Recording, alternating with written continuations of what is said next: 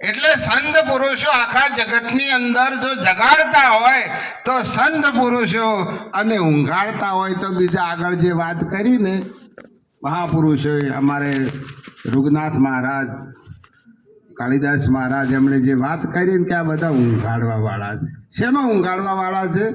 માયામાં. કે તમને માયા મળી જાય, માયા મળી જાય એટલે માયામાં તમે લહેર કરો બસ. અને સંતો અમારા શું કરે છે? જગાડવાનું જ કામ કરે કે જાગો જાગો જાગો, બસ જાગો. જો એને ઊંઘ તો આવતી જ નથી. શું નહીં આવતી હોય? પણ હરિ નામની અંદર એમને રસ છે. અને જેને રસ નથી એ તો આયા એ ફસાઈ ગયા છે કે જાવું છે પણ હવે જમ કરીને ઉઠીએ, જેમ કે આ વિષય જ નથી, આ વિષય છે જ નહીં. પણ ભાઈઓ, આ કોઈ આપણને કોઈને બધાને લડવા નથી આયા, આ કોઈ લડવા નથી આયા. એ કદાચ કહેતા હોય કે તમે આ મત કરો, પેલું મત કરો, પણ એમાં આપણે કોઈ ખોટું લગાડવાનું નથી. કે એ બધું તમે કરશો ખરી. પરમાત્માને મળવા માટેના 3 માર્ગ છે. કર્મ માર્ગ છે, ઉપાસના માર્ગ છે અને જ્ઞાન માર્ગ છે. એ તો ગીતામાં ભગવાને કીધું જ છે. કર્મ કરો એટલે આ કર્મકાંડ કરે, ઉપાસના કરે. ઉપાસના કરે ને કોઈ દેવીની, દેવતાની, કદાચ ભગવાનની ઉપાસના કરે, એને કદાચ મળીએ જાય. કોઈ આ વનમાં જઈને તપ કરે ને જપ કરે ને એટલો બધું આમ ઝાડી આમ ઊંધો લટકે ને બધું કરે. આ કર્મ માર્ગ છે. પણ કેટલો બધો તમે જુઓ તો કેટલો બધો તકલીફ વાળો આ માર્ગ છે. છતાંય કોઈને ભગવાન મળતો નથી. આ કર્મ માર્ગ આવો છે. પણ સંતોએ કે આ કર્મ માર્ગમાં તારાથી કોઈ મેળ પડે એમ નથી, તો કોઈ વળી ઉપાસના કરે છે તો ઉપાસના એ કોઈ મેળ પડતો નથી. પણ આ વિશ્વની અંદર એક કૃષ્ણ જેવો એક મહાન યુગ પુરુષ પ્રગટ થયો અને એની આ જ્ઞાન માર્ગ આપણા ઘેર લાયો, ઘર ઉધી લાયો. અને આ જ્ઞાન માર્ગ એવો છે કે તમારે ક્યાંય ના જવું પડે અને ઘેર તમારે ઘેર ભગવાન આવે. ભગવાનને આ બધા ગોતવા ગયા, ખોળવા ગયા, તારે સંતો એટલા બધા દયાળુ આ જગતની અંદર અને ભગવાનને ઘેર લાયો. તમે વિચાર તો કરો, આ કળજુગ કેટલો કેટલો જોરદાર કહેવાય. દ્વાપર યુગ, ત્રેતા યુગની અંદર બહાર જવું પડતું, ના કળયુગની અંદર ઘેર લાયો ભગવાન. પણ આપણને પ્રતીત આવતી નથી, પ્રતીત નથી આવતી ને ભરોસો નથી આવતો, નથી આવતો. કારણ કે આ વાત એમાં કોઈ આપણી ભૂલ નથી. જ્યારે વિભીષણ હતા અને રાવણ હતો, 2 હગા ભાઈઓ હતા ને. વિભીષણ રામનો ભગત હતો અને રાવણ પણ એક મહાન જ્ઞાની હતો. પણ એ રાવણને વિભીષણ ઉપર વિશ્વાસ હતો. ભક્ત પહેલા જ અને હરણાકંશ બાપ બેટો હતા, પણ એકબીજા ઉપર વિશ્વાસ હતો નતો. તો આજે પણ આપણે એકબીજા ઉપર વિશ્વાસ નથી આવતો. એટલે પ્રથમ પહેલા ભક્તિ માર્ગની અંદર જો કોઈ મહાપુરુષ ઉપર આપણને વિશ્વાસ આવી જાય તો પરમાત્મા મળી જાઓ. કારણ કે છે તો ખરી જ, દૂર નથી. જે વસ્તુ છે આપણા ભેગી છે, પ્રાપ્ત છે, પણ એ આપણને એની પ્રાપ્તિ નથી થઈ. વસ્તુ પ્રાપ્ત છે તો ખરી જ, ભગવાન આપણાથી જુદો નથી. ભગવાન કોણ છે? તમે વિચાર કરો કે જે આ શરીરની અંદર, આ કાયાની અંદર જે બોલી રહ્યો છે એ ભગવાન છે. પણ આ ક્યાંથી બોલે છે ને કેવો છે એની આપણને ખબર પડતી. બસ આટલી, જો કોઈ આટલી કદાચ આ તાળું ઉઘાડવા વાળું મળી જાય તો આપણે ક્યાંય જવું પડે એમ નથી. પણ આપણે કોઈને પૂછતા જ નથી કે તમે આટલા વર્ષોથી આ શા માટે કરો છો, તમને શું મળ્યું. બસ એક જ વાત છે કે આર્યા એ બસ માતાને માનતા નથી. હમણાં હું પરમદાડે જ ધોવા ગયો હતો એક પત્રિકા આપવા, અને હું નોમ લઈને કહું અમારે ગામમાં મશરૂ પટેલનું ઘર એટલે મેન, એટલે અમે બેઠા વાતો કરી. મન કે ભગત તમે માતા નથી માનતા. બસ આ રીત જોવે છે, પણ એમ નથી પૂછતા કે તમે માતા કોને કહો છો. આગળ બહુ સુંદર વાત કરી કનુભાઈએ માતા અને પિતાની. આપણો સનાતન ધર્મ, વેદો, શાસ્ત્રો શું કહી રહ્યા છે. તમે આ બધા જે ધૂણવાવાળા ભલે ધૂણતા હોય, પણ એ દેવી ભાગવતની અંદર આપણા સનાતન ધર્મના વેદો શાસ્ત્રોની અંદર ધૂણવાનું કે લખ્યું જ નથી. ભલે ધૂણવાવાળા અમે કોઈને બંધન નથી કરતા, પણ આપણા ધર્મશાસ્ત્રોની અંદર આ વાત લખી નથી. એટલે આપણે પહેલા તો ભલે આપણે સનાતન ધર્મના, આપણે હિન્દુ છીએ, અમે આવા છીએ તેવા છીએ, પણ મૂળ વસ્તુ આપણે ધર્મને માનતા નથી.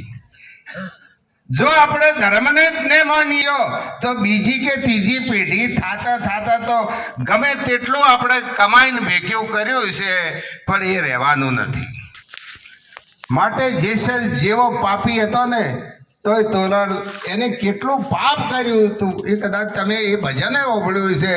પણ તોરલે શું કીધું કે પાપ તારો પ્રકાશ, જાડેજા ધર્મ તારો સંભાળ.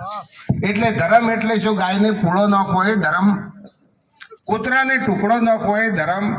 કારણ કે મધ દરિયાની અંદર એ નાવડી એની ડૂબતી હતી એ ટાઈમે એ કયો ધર્મ કરવા ગયો છે, એ કયો પુણ્ય કરવા ગયો છે,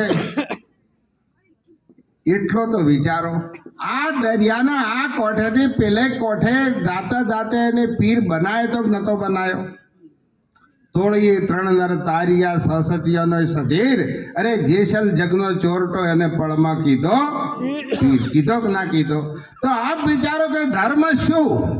ગીતામાં પણ ભગવાન બોલ્યા છે કે સર્વ ધર્મ પરિત્યાગ મામેકમ શરણે.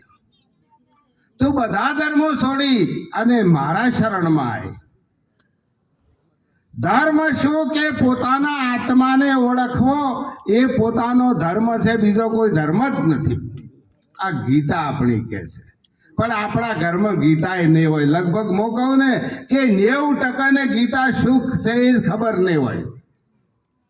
બસ 5 જણાનું ટોળું જુઓ તો આજ હોય રમેલ છે ને કાલ પેલે રમેલ છે ને પેલાની માતા ઓમ ને ઢેકણાની માતા આ રહ્યું કરવામાં પાર આવતો. મારે કોઈ એટલું બધું એ નથી, પણ આના સિવાય કોઈ વાત જ નથી.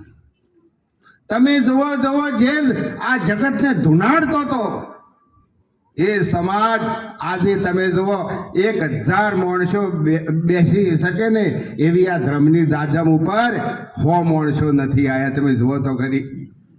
ના કે બીજા સમાજોમાં જુઓ, હમણાં આપણે રઘુનાથ મહારાજે કીધું કે પેલી બેન ગીતાબેન એ દેસાઈ પરિવારની, અને તમે જુઓ યુટ્યુબ ઉપર એનો સત્સંગ આવે કે તમને કોઈ નડતું નથી. કોણ નડે છે તારે? જે ધૂણાડવા વાળા. અને આજે જે ધૂણવામાં કોઈ નતા માનતા ને એ ખબર નથી, એ અત્યારે જુઓ એને પેલા જે એ બીજાને ધૂણાડતા ને એના ઘરમાં એ ખાવા માંડ્યા છે, પીવા માંડ્યા છે. અને તોય આપણે કહીએ કે અમે વિશ્વકર્મા, જેને આ જગત ઊભું કર્યું છે, જેને સોનાની દ્વારકા દરિયાની અંદર જેને બનાવી છે એ વિશ્વકર્માના વંશો આપણે છીએ. અને આપણે આવું અધમ કૃત્ય કરીએ. આપણામાં અર્જુન જેવો કાયર બની ગયો તો આ યુદ્ધની કુરુક્ષેત્રની અંદર, પણ જ્યારે કૃષ્ણએ કીધું કે હે અર્જુન તું કાયર શા માટે બની ગયો છે? લડવું એ તો કે ક્ષત્રિયનો ધર્મ છે. ભલે આપણે ગમે તે કરીએ, આપણે કદાચ બંગલા બનાવીએ ને બધું એ કરીએ, પણ જો કદાચ ધર્મને ન વરીએ ને તો પતન થશે ને થશે. કોઈ દાડે શાંતિ નહીં મળે, કોઈ દાડો શાંતિ મળે, સુખ મળશે, સગવડો મળશે, ઘરમાં 4-5 એસીઓ આવી જાય, ગાડીઓ આવી જાય છે, પણ જે શાંતિ આ સંતો તમે જુઓ આજે આનંદ કરી રહ્યા છે એ આનંદ કોઈ દાડો નહીં આવે. બીજું બધું જે ભક્તિની વાત તો ઘણી આગળ છે, એ તો ઘણી આગળ છે, એ તો થાય એમ જ નથી. કારણ કે આપણે એક 4 રસ્તા ઉપર કદાચ કોઈ કુંડાળું કરે ને એક દીવો મૂક્યો હોય ને તો એનાથી ભડકતા હોય ને એ આપણું કામ નથી. ભક્તિ કરવી તો એ આપણું કામ નથી. આ બધા બીરવણીય અને આ જો કદાચ આ ધૂણવાવાળા હોય ને અને એ કદાચ મરેલા મળદથી બિયાતા હોય ને એ વળી આ બોર્ડર ઉપર જઈ શું લડવાના છે? મરેલા મળદથી બિયાતા હોય એ શું કરવાના છે? વિચાર કરો. જે મળવાનું છે, અરે આજ કદાચ બંગલો છે અને કદાચ કાલે ઝૂંપડું હોય તોય શું? આજે કદી શીરાપુરી મળે, કાલે હુકો રોટલો મળે તોય શું? આવી નિડરતા હોય એ પરમાત્માનું ભજન કરી આનંદ કરી શકે. અને કેમ કરવું પડે? તમે જુઓ તો ખરી, એક બોટલ પાણીની લાવો તો કેટલા રૂપિયા? 20 રૂપિયા.